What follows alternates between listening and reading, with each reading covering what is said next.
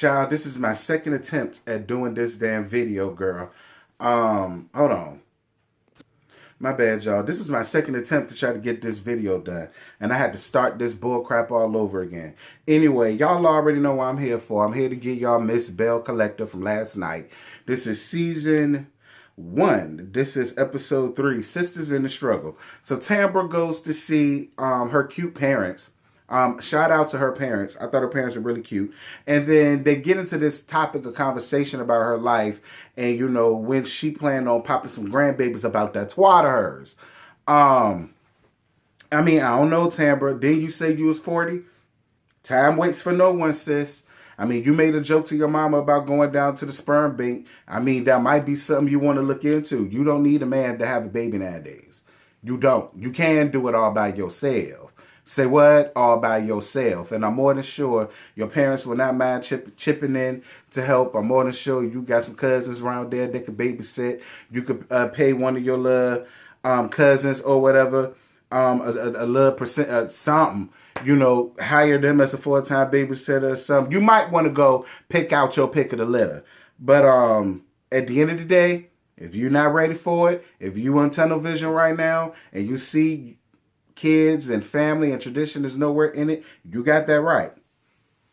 So the legendary and incomparable Miss Dr. Antoinette goes down to see the progress on her new building, and then Latrice shows up. Shout out to Latrice. Pumpkin. Shout out to Pumpkin. She talks about the conversation that she had with Tisha. At the end of the day, they both walked away with an understanding.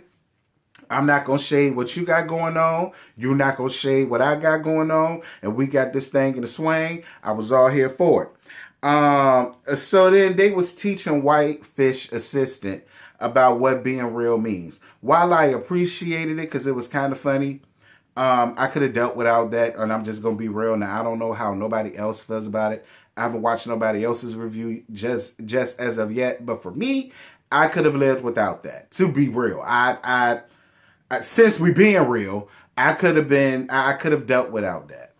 Honestly, the assistant needs to be just that, your assistant. We don't need to see her frolicking along, kikiing the fool line and having lines on y'all shit. Like, and there's no shade to Whitefish. She ain't did nothing to me. Since you want to know what being real means, this is what being real means. I could have dealt without that conversation, and I could have dealt without Whitefish, and I'm just done with it. So, Marie and her husband Cedric are at home with the grandbabies. First of all, is it me, or does Cedric give y'all Hezekiah Walker's little brother? He give y'all Hezekiah Walker's little brother all up and through the face, and then the personality as well, because now that I got a taste of the personality, I honestly feel like the husband got a taste of downs, and I also feel like that husband got a taste of good pussy in his life, and he damn sure ain't gonna let it go, which is why this man's still holding on to his damn home. How the hell is it that y'all are married, but yet you have a home and he has a home? And he's able to jump from home to home. And you've been putting up with it all of this time. I mean, you said that you were married, you got divorced, you remarried. And I know I'm skipping ahead, but like...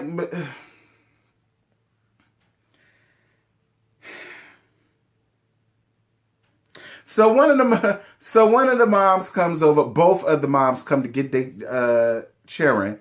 But they were really cute. They were really, really cute. And one of them has a conversation about how she always has to call Marie when she needs things for the child, because whenever she calls him, he never answers the phone. My whole thing is, none of y'all got a job? Daughter, you ain't got no damn job? At least? You don't have your own mama to call. You don't have your sister to call, your brother to call. You ain't got no aunties, no uncles. Like, you just have to go to him or to his mom, rather. I understand you going to him, but you going to his mom, like, and see, Marie, because see, I don't want to blame Marie for this, but I have no choice but to blame Marie for this. I do. I feel like you decided to wear this badge of honor. So why now are you picking the time to say, hold up, wait a minute, slow down. Nah, you burning holes in my pockets. That. But my whole thing is, you should have did that after the first child. But, I mean, maybe you couldn't because both of them so close in age. And while we on this, I'm going to save it. So, Lord, So Latrice and Mel have a business meeting, and Cliff calls because he wants to be a part of the damn meeting. And then Cliff comes over saying that because his money is in it, he done put himself up to VP, and they should not have meetings without him. Then Cliff felt some type of way because they didn't choose the logo that he created. Cliff, you might not understand what the word silent partner means, so this is what silent partner means. This is the fuck, I need you to shut it. Shut the fuck up. That's what a silent partner means. Your say-so was in the money, which you gave me. You done did your part. Now you just sit back, you kick your feet up, and you watch the dough rolling in. You let me handle the business and the workings of it because it's my shit. Let's not forget, your ass was sitting up there trying to not encourage me to do it. You didn't think it was going to get me nowhere. Now business is booming. Now you want to have your cut of the pie? Oh no, ma'am. And listen, Pumpkin, I feel like I could call you Pumpkin because me and Scotty are good friends and you and Scotty are good friends. And a friend of his friend is my friend and my friends are his friends too. So shout out to you, Pumpkin. But I feel a way about your old ass husband. I'm just going to be, listen, Scotty might not tell you, but that's because y'all real friends. You don't know me from a can of paint. So for now, I could just give you the real. Your husband isn't giving me good vibes. I feel like your husband is older and he's just stuck in his ways. He do. That's why he felt at liberty to bum rush your damn shit like that. Because Lord knows it wouldn't have been me because I'd have cussed his old ass out. But that's just me. Anywho, and about the whole logo thing, I loved her logo better. Cliff, this is what I mean. Your input was the money. You gave that. That was your one and sole job, the money. You gave it. Thank you for your services. Have a nice day. So Letitia invites Marie over to talk and catch up. And then Letitia gets Marie together about what happened between her and Latrice. Again, Marie, great advice that you really need to take. And thank you, Tisha, for not being blind and just blindly riding for your friend. I appreciate you for getting her ass together and saying, listen, at the end of the day, you ain't have to come in there like that. And if you're supposed to be this boss, I'm going to need for you to act like it. And if you're not a bully, I'm going to need for you to act like it. Because right now, you're a total walking contradiction of everything that you claim that you say that you are. So then Marie talks about how her and her oldest son got into it and how she recorded the argument. I felt bad for Marie in that moment. I really did. But listen, that happens, Marie. That happens. It does. He's a growing young man who has to grow up much more quickly now due to his doings by running around here having unprotected sex. And now he's a father. So now he has to be made understand. You don't have the leisure or going to be given the option to just skate by and do whatever you want to do and just leave the responsibility to the mamas and myself. Oh, no. I get it, Marie. I get it. You've taken care of these kids all of their lives, giving them whatever they want, to now that they're an adult, they still don't have a say-so. Because guess what? You're still taking care of their asses. I mean, I get it. You found the way to get your way with them. But Marie, now, I'm more than sure some parents going to get me together, but I'm sorry. I mean, listen. Anywho, But that son was dead ass wrong for talking to you like that, especially because of the fact that you still taking care of him and his 3 kids and the baby mama. And instead of you sitting up there recording it, listen, that shit should have recorded you slamming his head through that damn wall. That's what it should have recorded while you sitting around there crying. Now you had all that mouth and all that energy and wanted all that smoke with Latrice, who did absolutely nothing to you. This little nigga running around here destroying property that ain't his. That alone is grounds enough for an ass whooping. And you sat around here crying. Hell no. Where that bad bitch at that we saw on the first episode that got her ass together? That's who I wanted to come out. See, when she's supposed to come out, she don't. Anyway, so Tamara takes Tisha to City Hall to go and see her cousin, who just so happens to be the councilman about Farrah Street.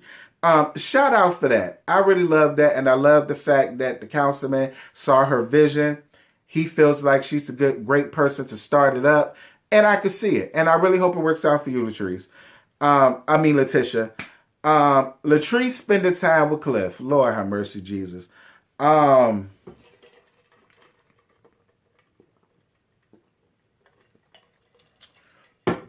I'm sorry, y'all. I take vitamins and a side effect to it and make my mouth dry as hell. Anyway, Latrice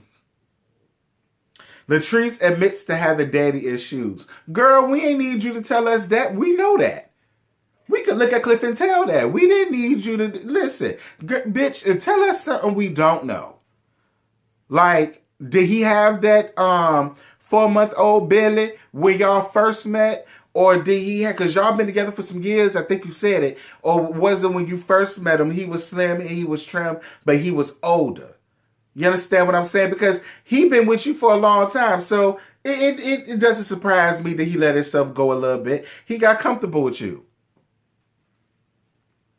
I'm going to let it go, pumpkin, because I really do like you. I talked about you and that damn Belle girl.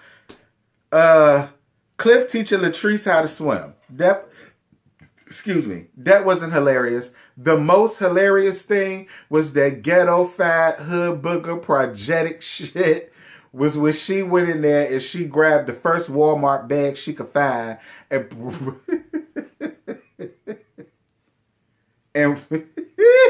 and wrapped it. Latrice, I refuse to believe that you being in the hair industry, that you did not have, at the very least, a scarf or a shower cap. Like, listen, if that was your way to let us know that you didn't grow up with a spoon in your mouth, girl, that'll do it. Thank you. Moving on.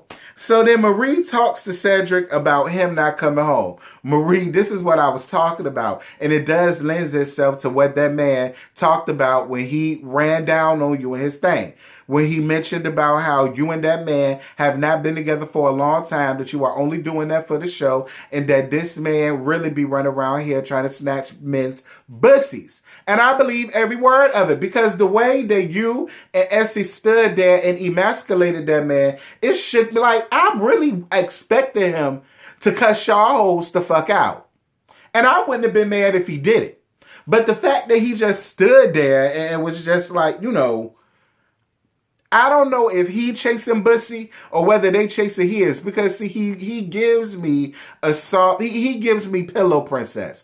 That's what he give me. He give me like, he don't even want you to touch his dingling when he in the middle of a coitus. He don't want you to touch it. He don't even want you to acknowledge that it's there. Like, that's just what he, y'all, I'm high as hell. That's just what he gave me. Like when Essie came in and then she got him together, and then he was like, well, listen, this is the reason why I'm gay now. Why not? Like, y'all sitting up in a lesbian relationship because Lord knows she's more of the husband in this shit than I am. Apparently, whatever she say go, you hang off of the everywhere. First of all, y'all have as hell. First of all, Thank you, Essie, for understanding my job and understanding. So, listen, while some of what I said still rung true, I appreciate you for understanding that 60% of what comes with what I say, the jokes and gags come with the territory. You know what I'm saying? Now I don't know whether that's the 60 or the 40, but y'all listen. I'm trying not to be shady here. I'm actually trying to shout you out. I appreciate you for getting up under, because I posted a small little teaser of me giving her a little light on my Instagram, and she commented under it and said, "Love you, Terrence," and she gave me the little heart emojis and whatever, the little kissy faces and whatnot. Because I did apologize for giving her the little light. So I appreciate you, Essie, for understanding. It's really just jokes. I don't know you from a can of paint. It's honestly just jokes and gags on my end. I appreciate you for sending me that smoke signal. You understand what I do. The apology still stands. Because at the end of the day, I can't put off your bad behavior on somebody else. Basically, like what your friend tried to do with Cliff, trying to compare him cheating on her to that boy putting holes in the wall.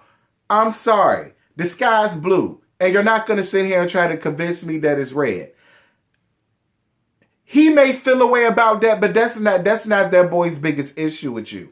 It's not. I don't know what it is, but that can't be that boy's biggest issue with you, with the way he went off. And I won't hear for you trying to place all of that blame on Cliff because he not there. Now, don't get me wrong. I get it. There is no reason for Cliff not to be there. If y'all supposed to be married, one of y'all got to give up a damn house and move in together and actually be a married couple. But the fact that y'all are still carrying on this foolish ass relationship just so that you can have a plot or a storyline for this show, Marie, is what I'm not here for.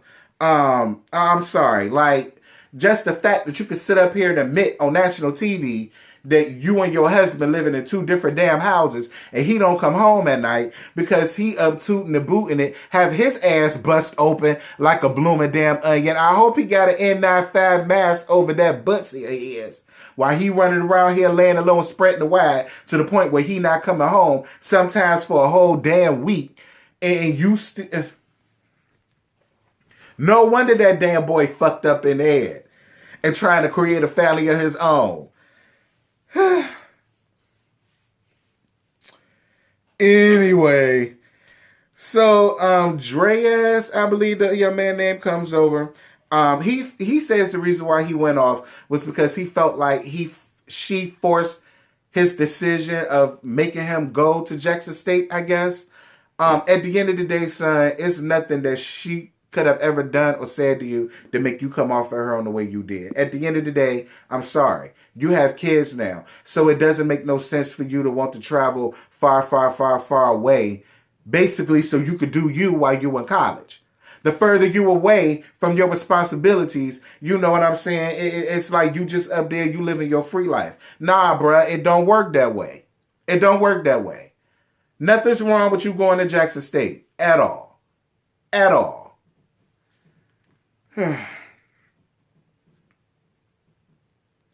And I will say this, Marie, I'm glad that you got him together about him not answering his baby mama phone calls. Step up to the plate, little boy. We all see that you spoiled, but your days of being spoiled are over. Because now you got children to take care of. Man up and do what you're supposed to do. Be the father that Cedric was supposed to be to you, or the man that he's supposed to be. Child. Girl, that's all I got. I ain't got no more to give you. That was my rendition of Belle Collector, child. Y'all jump down in the comments and y'all jump down in the comments. Let's get the discussion popping. Let me know what y'all thought about last night's episode. To me, it was good. It was good. Last night was good. I'm gone, y'all. I'm about to enjoy my, girl, bye. What you're giving, that's how we live it. Don't be mad at the system, it's simply how we've existed. I hear a lot of people talking like they politicians and choose to be an accountant because it's safe in the business.